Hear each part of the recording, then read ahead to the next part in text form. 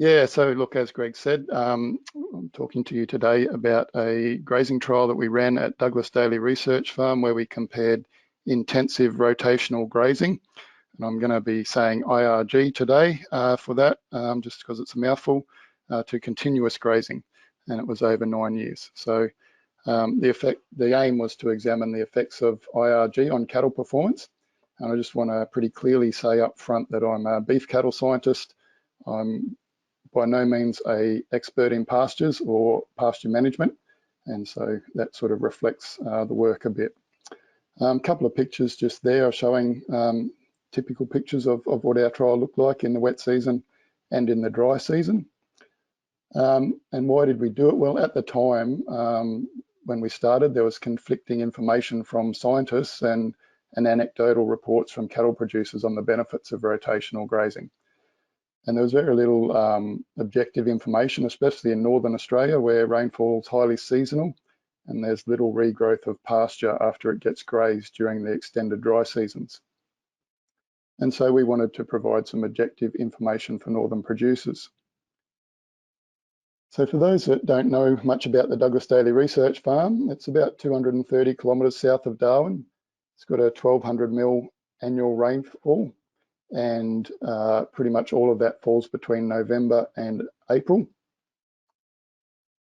So we used an area on the research farm that had already had all the fences intact. There was 32 6-hectare paddocks of a very uniform pasture type and also soil type, which was a Blaine sandy red earth, and the paddocks were almost exclusively buffel grass. So in the dry season, about around 90%, 85 to 90% of the total biomass was buffel grass.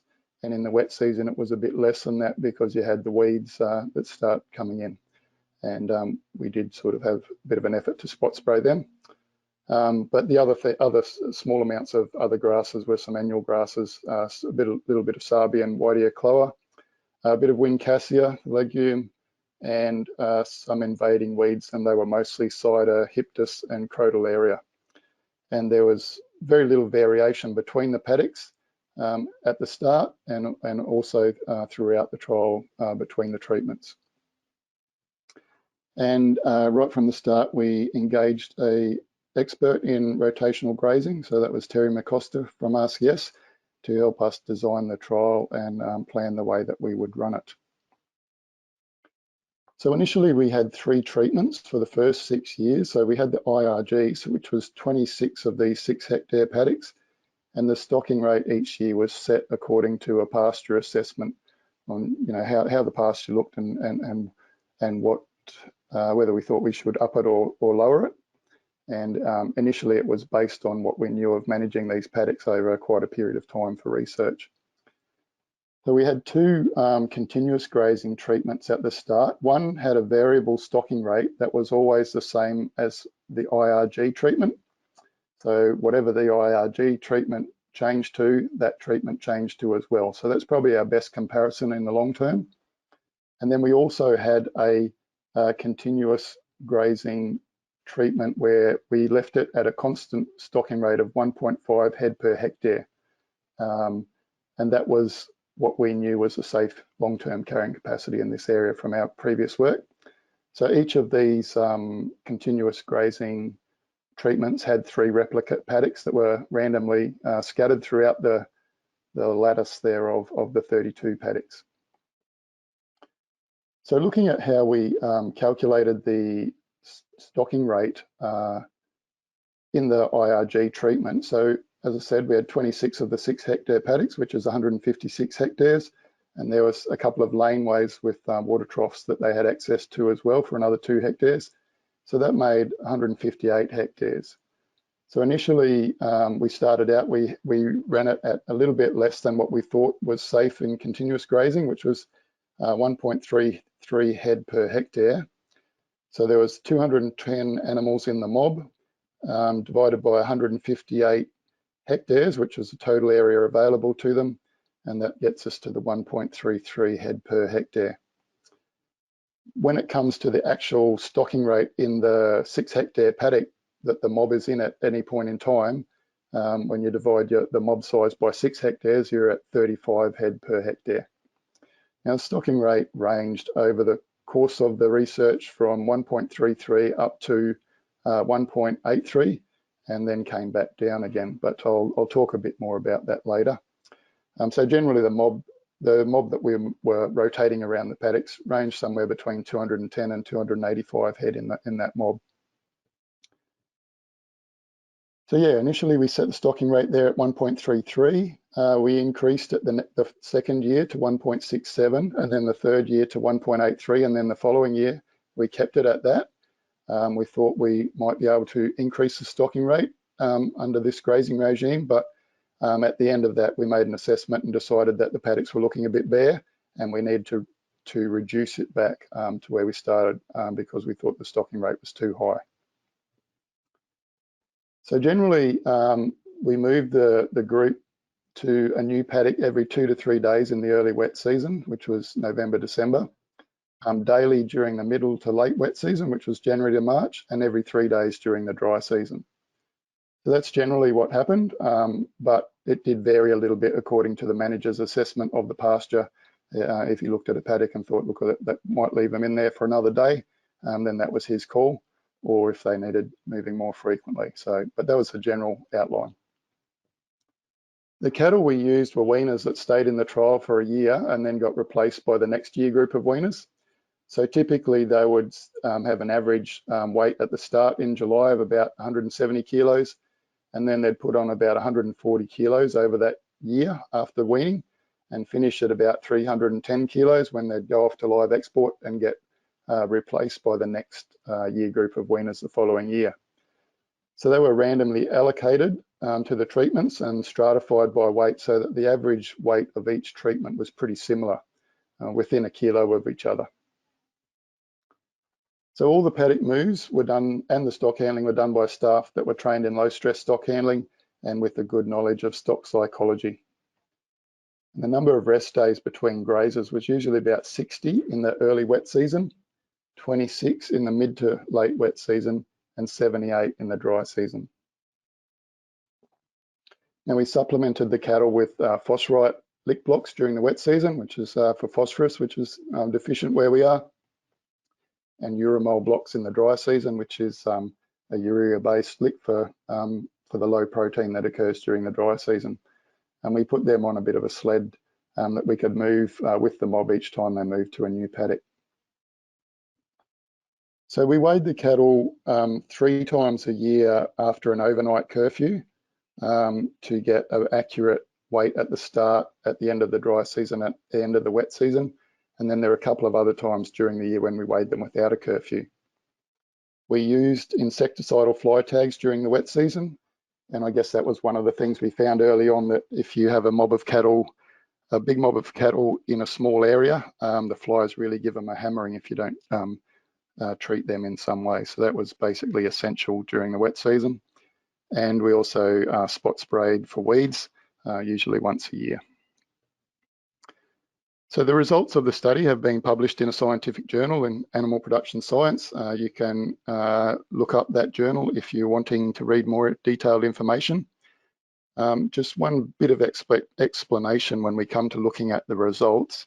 In the paper we used live weight gain, so average daily gain for looking at the live weight data, to account for the fact that each year they weren't in the trial for exactly the same number of days. By the time we got our weaners and processed them and then sold them, you know, it was a few days or weeks different each year.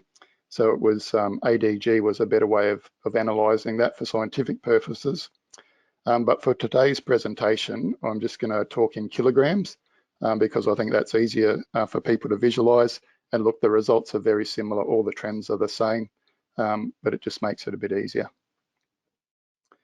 So when we look at the results, these are the results from the first 6 years, and this is average live weight gain per head of the 3 treatments.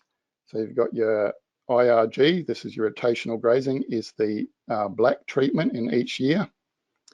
And you can see there that in each year it was lower, the live weight gain was lower than both of the continuous grazing treatments.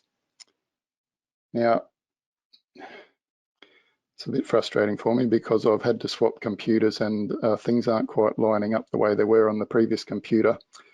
But basically what this is showing is that this was in both per head gain and per hectare gain. And live weight gain was highest per head in the continuous grazing treatment that had the lowest stocking rate.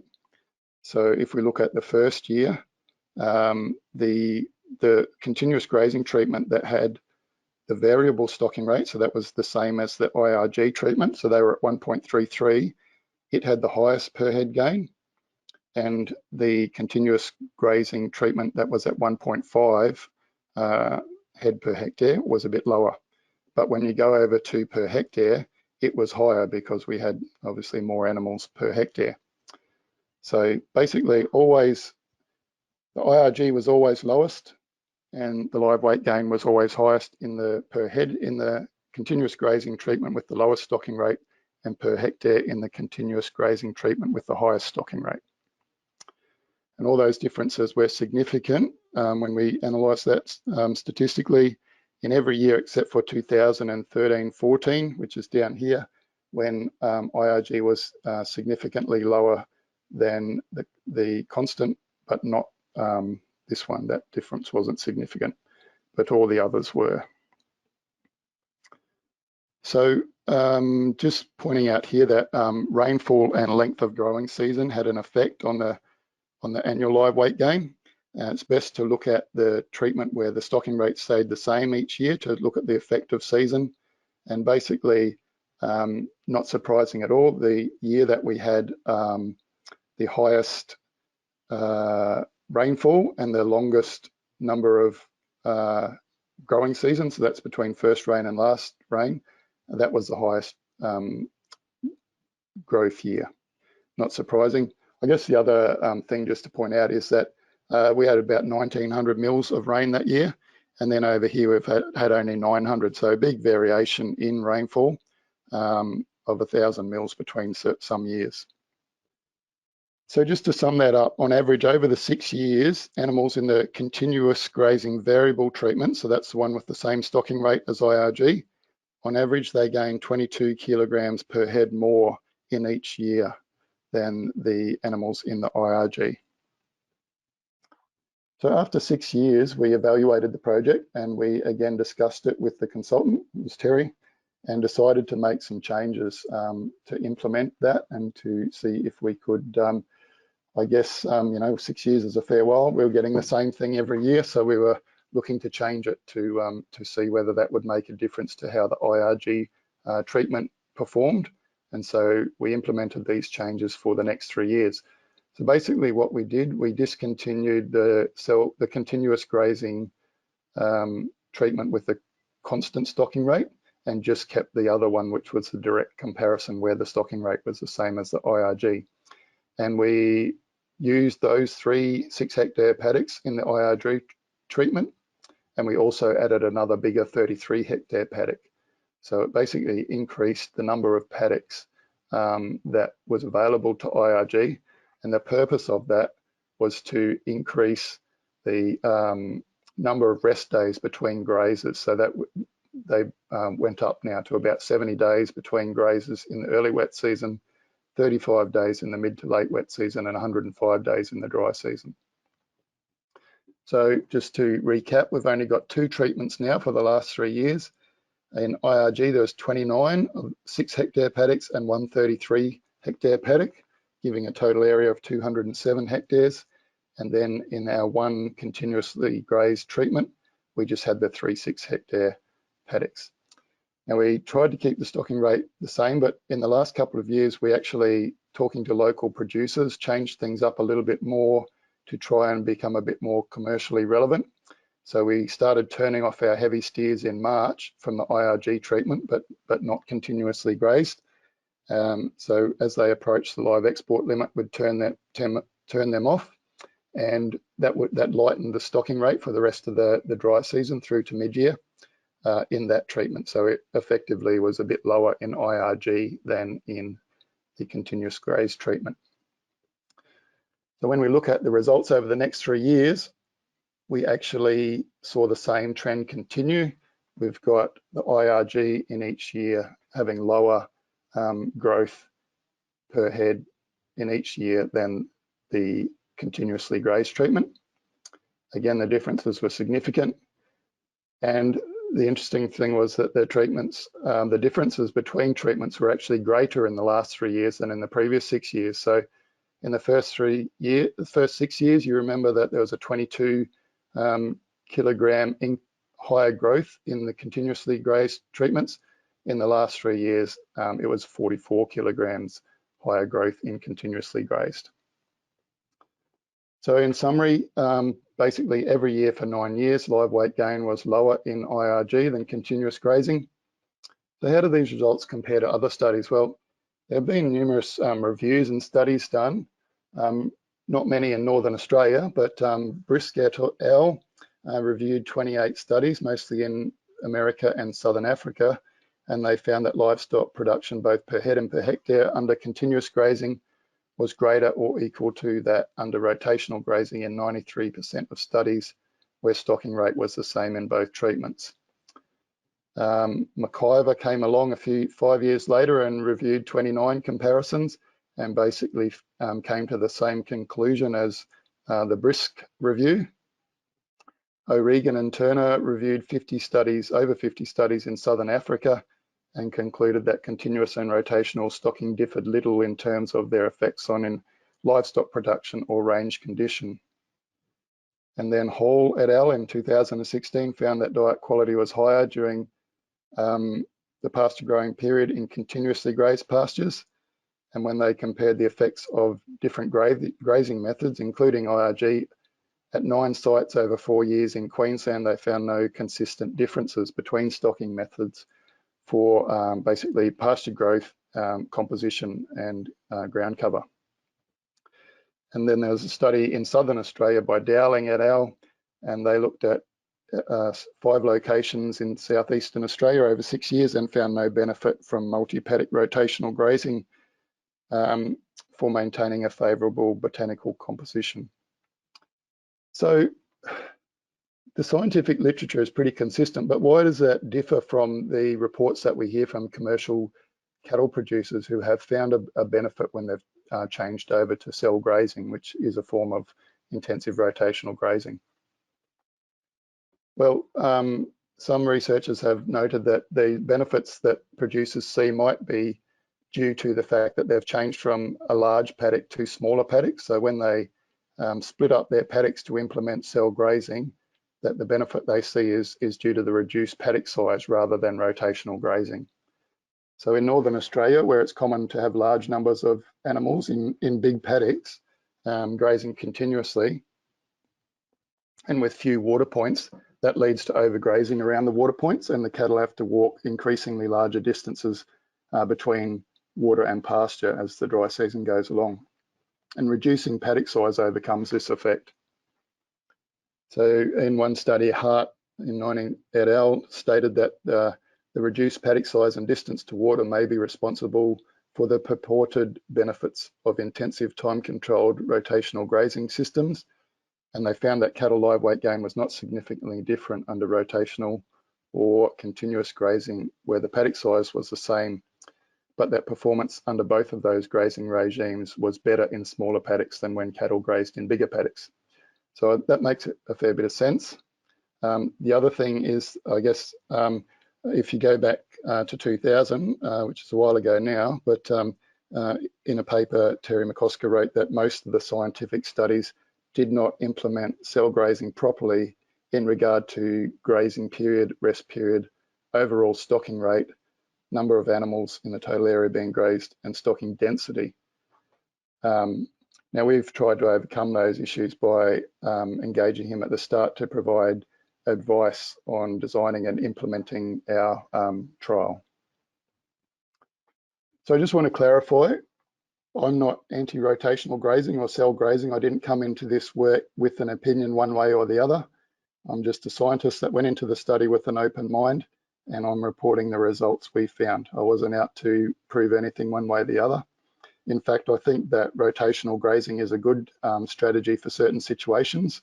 So I've got another trial at Douglas Daly where we're using intensive rotational grazing to control Gambergrass. So that's a grass, for those that aren't familiar, that grows in the tropics, and it gets away from cattle when it's continuously grazed, and it becomes unpalatable and becomes a real fire hazard. And it's a real environmental problem and topic of lot of angst up here in the territory.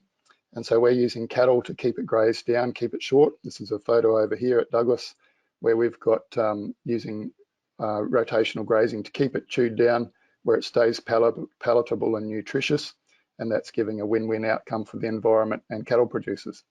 So look, just making the point there that I'm not anti-rotational grazing, but the findings of this study on buffel grass in this environment were very clear and very consistent in that every year for 9 years, live weight gain was lower in IRG than in continuous grazing. And I guess just a little anecdotal thing, back when shows were a thing before COVID, we used to put a pen of steers in the show each year, and we'd always end up getting the ones out of the continuous grazing treatment just because they were bigger and fatter.